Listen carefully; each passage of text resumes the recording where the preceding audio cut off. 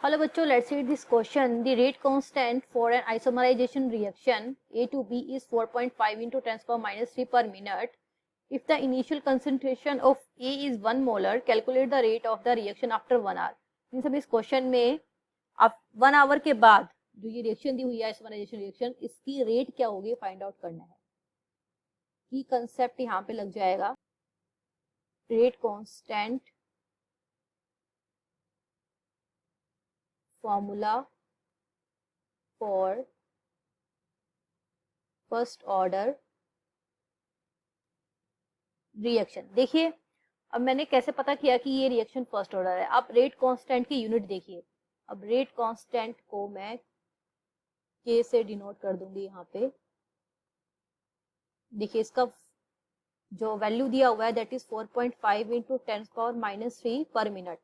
अब ये जो यूनिट है पर मिनट, ये किसकी होती है? फर्स्ट ऑर्डर को रिप्रेजेंट कर रही है. यानी कि ये जो रिएक्शन है that is first order reaction. ये आपको ध्यान होना चाहिए. Unit of the first order reaction, सबकी यूनिट आपको याद होनी चाहिए.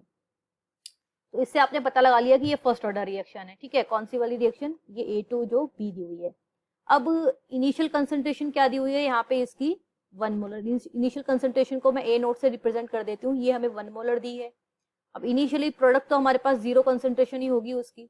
और आफ्टर 1 आवर आप सपोज करिए इसका जो x मोल है A का वो B में कन्वर्ट हो गया है. यानी कि अब इसकी x मोल B में कन्वर्ट हो गया है. यानी कि हमारे पास B कितने बन गए? 1 घंटे बाद x मोल बन गए.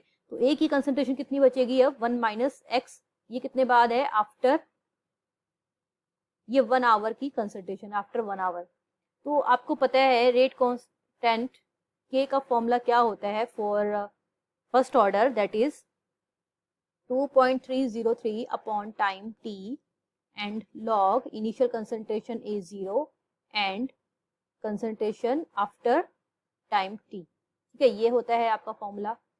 ये स्क्वायर ब्रैकेट में रिप्रेजेंट करते हैं कंसंट्रेशन को. तो यहाँ पे हम स्क्वायर ब्रैकेट लगाएंगे A0 माइनस x. ठीक है, तो अब देखिए K की वैल्यू, रेट कांस्टेंट की वैल्यू हमें दी हुई है, वो हम यहाँ पुट कर लेंगे. 4.5 इंटू 10 पावर माइनस 3 इन 2.303. t हमें दिया है 1 आवर. 1 आवर का मतलब क्या होता है बच्चों? 60 मिनट. 1 घंटे में 60 मिनट होते हैं.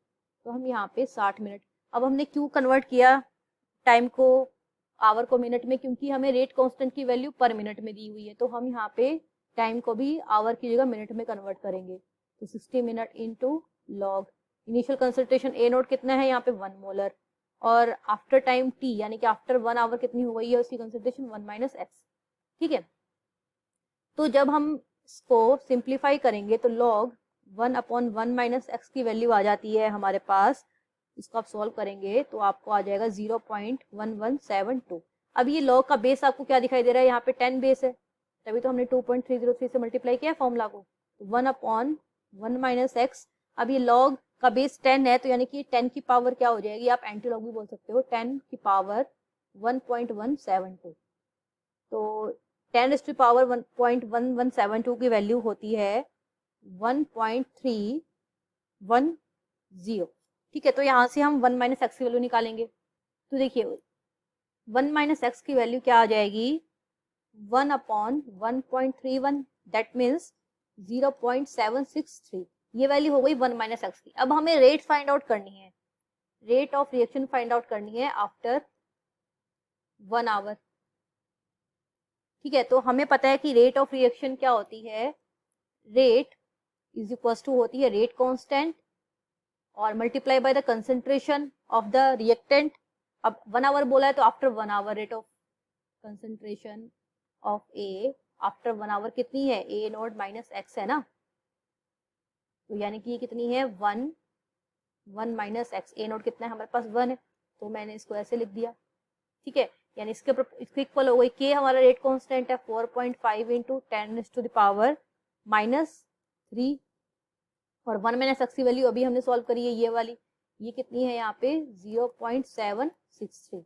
ये हमारी रेट की वैल्यू आ गई. अब जब हम इसको सिंप्लीफाई करते हैं तो हमारा रेट ऑफ रिएक्शन कितना आता है? देखिए 4.5 इंटू 0.763 कितना आएगा? 3.43 इंटू 10 पावर माइनस 3. देखिए ये वाली हमारी वैल्यू किसकी थी, कंसंट्रेशन, कंसंट्रेशन की यूनिट क्या होती है, मोल पर लीटर, और ये वाली किसकी थी, रेट कांस्टेंट, इसकी हमें यूनिट कितनी दी हुई है, पर मिनट। तो ये हमारा रेट ऑफ द रिएक्शन आ गया। तो ये हमारा आंसर हो गया यहाँ पे, that is the rate of reaction after 1 hour is 3.43 into 10⁻³ mole per liter per minute. I hope you understood it well. Best of luck.